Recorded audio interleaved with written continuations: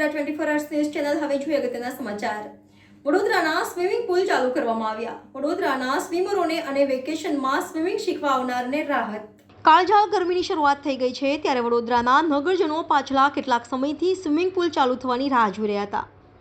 વડોદરા શહેર સ્વિમિંગ પુલની દૂરદર્શાનો સમાચાર પ્રસારિત કરતા વડોદરા મહાનગરનું તંત્ર હરકતમાં આવ્યું હતું અને તમામ સ્વિમિંગ પુલને તત્કાલ ધોરણે રિનોવેશન કરીને વડોદરાની જનતા માટે ખુલ્લા મુકાયા છે। વડોદરામાં છેલ્લા 4-5 વર્ષથી બંધ રહેલા શહેરના પશ્ચિમ વિસ્તારનો વડીવાડી સ્થિત સરદારબાગ સ્વિમિંગ પુલ આજ સવારથી શરૂ થઈ જતા સ્વિમર્સ ખુશ થઈ ગયા હતા।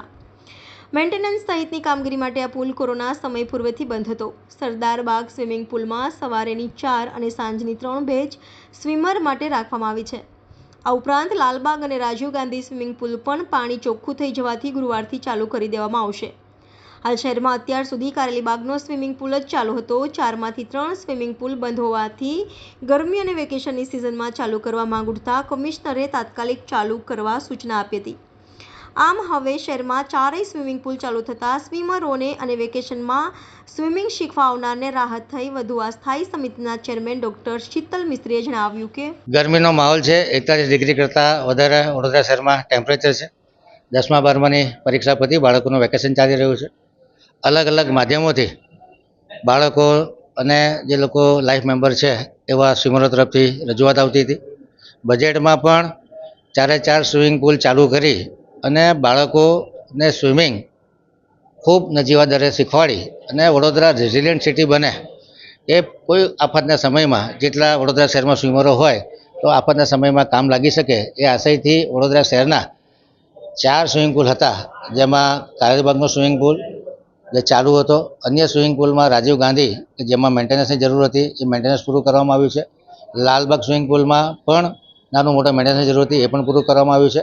સરદારબાગ સ્વિમિંગ પુલમાં પણ મેન્ટેનન્સની જરૂર હતી, સિવિલ કામ અને ઇલેક્ટ્રોમિકેનિકલ કમ્પોનન્ટનું કામ પૂરું કરી અને આજે આ 4 સ્વિમિંગ પુલ ચાલુ હાલતમાં છે। Rajiv Gandhi swimming pool, Lalbaug swimming pool, Karelibaug અને સરદારબાગ આ 4 સ્વિમિંગ પુલ ચાલુ થશે અને બાળકો અને સ્વિમરો આ સ્વિમિંગ પુલની આ ગરમીમાં મજા લઈ શકશે, આનંદ લઈ શકશે। અને જે અમે લોકોએ વચન આપ્યું હતું વડોદરા શહેરની જનતાને કે વડોદરા શહેરના તમામ બાગ બગીચાઓનું સુશોભન કરવામાં આવશે, ફુવારા ચાલુ કરવામાં આવશે અને સ્વિમિંગ પુલ ચાલુ કરવામાં આવશે, એની પર અમે લોકોએ આ 4 સ્વિમિંગ પુલ ચાલુ કરી દીધી। प्लेसमेंट्स प्लेसमेंट्स प्लेसमेंट्स आपको भी प्लेसमेंट्स चाहिए?